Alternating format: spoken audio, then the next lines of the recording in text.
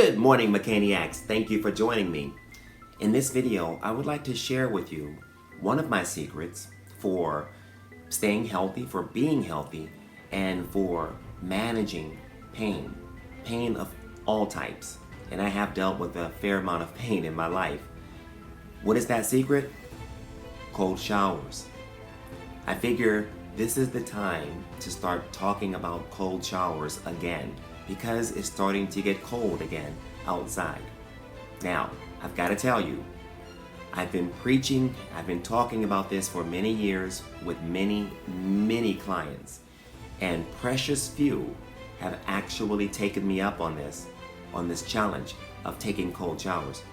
Cold showers is just one of my secrets, and it's a big one. It is a very big one. I started taking cold showers in 2005, and it wasn't easy then, and it still isn't easy. And that's one of the benefits. In fact, that is the benefit of taking cold showers, is that it isn't easy at all. Cold showers are extremely uncomfortable, especially if you're like me and you just do not like cold at all. But, and this is a big old hairy but, the fact that you will take a cold shower means you are a particular type of person. And what I'm interested in doing is helping you to become that person.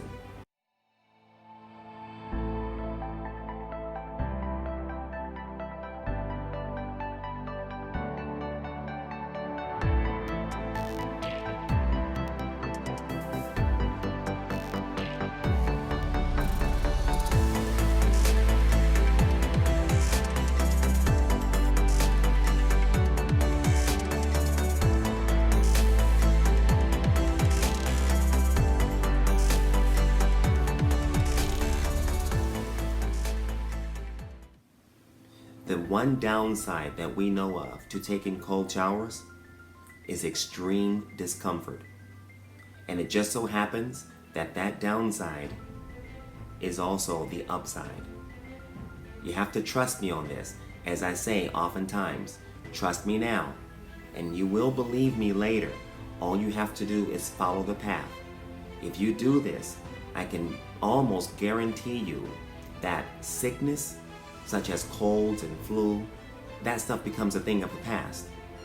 There are lots of benefits to taking cold showers, but the benefits that interest me the most, not weight loss, although that is one of them, what happens to your brain?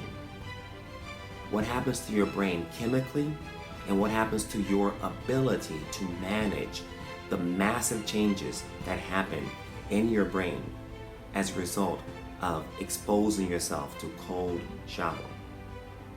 Every morning when you wake up, and I implore you not only to take cold showers, but to practice doing it first thing in the morning and early in the morning, because that is when it is coldest, and it is the most difficult to do it first thing in the morning when that bathroom is cold. Trust me, you need to do this, okay? Now, let me go into why I say this should happen. Injuries. When you have an injury, whether it's to your neck, your shoulder, your back, your hips, your knees, it doesn't matter. The key is to learn how to feel pain and to move in spite of the pain. In fact, to move because of the pain. That's the real key. To become that kind of person. I can almost guarantee you that if you have a pain, say in your shoulder, that's been with you for months or years, if that pain has been with you and it's been hanging around, there's an element of fear that's keeping your body in that state, in the state that it's in. There's an element of fear. The fear comes because you have the self-protection that happens as a result of the tears. But then on top of the self-protection, you have the actual fear, which tightens the body up, and you remain almost perpetually tightened, which restricts blood flow. As you restrict blood flow, you have chronic inflammation and therefore a chronic problem. The key, as I'm trying to say, is to learn how to feel pain, which is produced solely in your brain, how to feel pain and move anyway. Not move in a dogmatic way. Not move and just kind of grit your teeth. That's not what I'm looking for. There are no real words to describe how I want you to think. But what I can tell you is you become that person by exposing yourself to cold showers on a regular basis. Okay? You want to be able to move in such a way that you feel the pain, that you care about feeling the pain. At the same time, you don't care about feeling the pain. Yes, there's that dichotomy. And again, there are no words to describe it. That's not a correct description, caring and not caring. But it's the best I can do to describe it. You have to feel it. So if it's my shoulder, I need to feel it. Don't stop. Don't feel it and wince. You do your best to feel it and move as smoothly, as completely, and with as much strength as you can muster. You stay strong, you stay persistent, you move through a full range of motion in spite of the pain. You care and you don't care. So even though there are no words, no English words that I can come up with to describe what I'm trying to get you to be, when you take a cold shower on a regular basis, you will become that person. So how's this? When you turn on that water and you make it icy cold, especially when it's December, November, December, January, and you know it's icy cold, you get intimidated. I think it was Eleanor Roosevelt that said, do something that scares you every day. Every day I take a cold shower and it scares me every day. It is intimidating. And I can tell you, turning that water to icy cold, when you do that in the wintertime, or whenever it's cold, when you do this, your brain says, I don't want to get in. Because we are warm-blooded animals. We don't like being cold. Most of us. Now, some of us are freaks and we do. But most of us don't like being cold. Even if we're tough people. I've had some tough clients. They think they have a high pain threshold. But taking a cold shower is out of the question. That's too uncomfortable. So they won't do it. I'm asking you to be different. To subject yourself to this. Scream your head off, but do it nonetheless. So you turn that water on. It's icy cold. If you get the courage to actually get in there, and don't just dip your toes in, don't put your fingers in, get your whole body in that water and immediately, right? It's very important you learn to become the kind of person that gets in immediately, your whole body dumped under that water. It's important that you do it this way.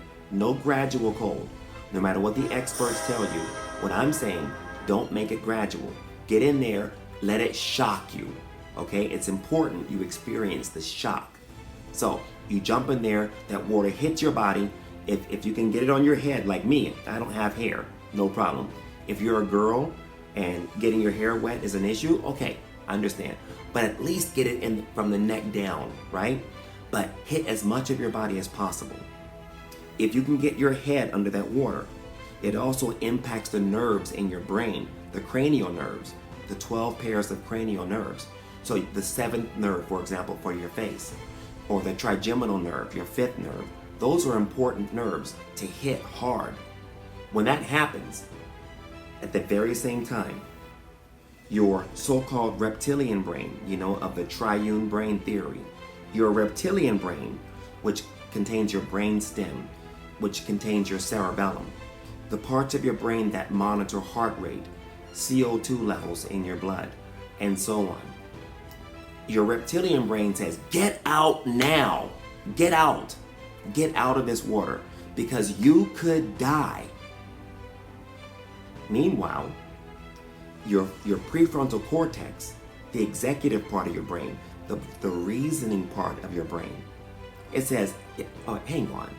Yes, I understand. In theory, we could die. Because, yes, we could die of hypothermia. If we were, say, trapped in Antarctica somewhere in the middle of the freezing water and there's no land for miles, yeah, we could die of hypothermia. But you know what? We're in a shower. There's no real chance of dying. We could get out anytime we want. So the reasoning part of your brain says this. Meanwhile, the reactive part of your brain and your limbic system, which is the emotions. This part of your brain is going, we need to get out, protect the body, get out now. Executive saying, no, we can stay in, we're fine. So there's that battle. Reasoning, reactive. Reasoning, reactive. Who do you think wins that battle? Especially the first few times you do this. Reactive. You will get out. What's going to happen is you're going to hyperventilate. Can't catch your breath. You're going to tense up. You're freezing. You're protecting your body. The water is icy cold. You're protecting. Get your back. Get your front. Right? It's cold. It's freezing. You can't help it. You can't breathe. You can't think. And you're tense. And then finally you get out after a few seconds. Totally normal. That's what happens to everybody. Now, after you've done this, you do it again the next day. The same thing happens. The next day, the next day, the next day. You persist on doing this. Every morning, you get in that cold water because you have a goal. You want to be a different person. You get in that cold water. Your brain starts releasing those chemicals, norepinephrine. You go into fight or flight, literally. Fight or flight. Or pass out or faint, right? You get into that mode and you fight it. You hang in there. You stay in that water. And you do it again. And you keep doing it. Eventually, you get to the point where you get into this cold water. You feel it. Chemicals get released. It is anxiety producing, but you, at the same time, control your breathing. You don't tense up. You're able to relax. You let the water hit your body. You let it run over your head. There's no hyperventilating. Your breath is totally controlled. Your peripheral nervous system is still sending signals to your brain, massive numbers of signals, saying, hey man, this is really cold, but you're in control. You're a different person now. You feel the pain, but you're in control at the same time. Trust me, this will happen. I know it personally. You get to the point where you feel it, there's no tension. It's a meditative effect. You learn to enjoy it. The experience of dominating that cold water, letting it hit you, at the same time, come on, make it colder. No problem. This person that you become transfers over to the same person when you have pain in the shoulder or neck or back. When you have that pain, you feel it. You move deeply and completely and under control anyway. Anxiety producing situations happen. You feel the anxiety, which, by the way, is your brain's way of making you superhuman. You feel it, you use it. It doesn't overrun you. You don't go into panic attacks. You learn how to manage anxiety and use anxiety for your own benefit. You use the feeling of anxiety. This is what you learn by taking cold showers. Okay? Another thing that happens is I need you to understand this.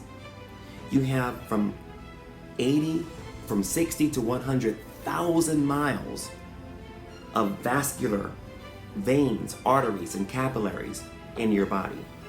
Think about this, 80,000 miles of tubes that are running through your body. Now these aren't just hollow tubes. These tubes are made of muscles.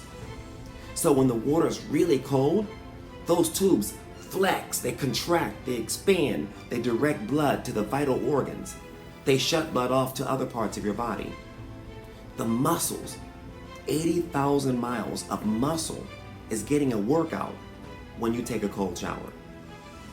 What happens when those flabby blood vessels that you normally have become strong, muscular blood vessels?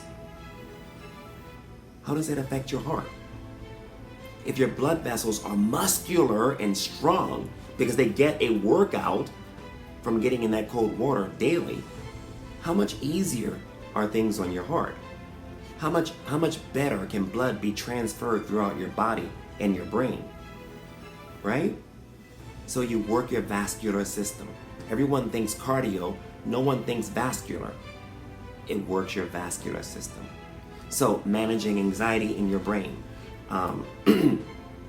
managing the fight or flight in your brain, learning how to manage pain, building a stronger vascular system. These are just some of the major important benefits that I like to talk about when we talk about taking cold showers. So, take your cold shower. Start tomorrow in the morning, early. Get in that water. Turn it on. Don't think. Just get in there. Scream your head off. Practice relaxing. You won't be able to relax at first, but you will be over time. I guarantee you that. But just follow that path. Don't be like most people. Most people will never take a cold shower because the mere thought of doing it is too uncomfortable. But become different. Be different. Become the kind of person that is comfortable being uncomfortable. Be that person. And I guarantee you, pain, chronic problems, anxiety, panic, those things will become so much better managed by you because you become a different version of yourself. Take your cold shower. Do it tomorrow morning. I'll see you next time. Until next time, thank you for watching and thank you for supporting me. Kung Fu salute. Right fist, left palm.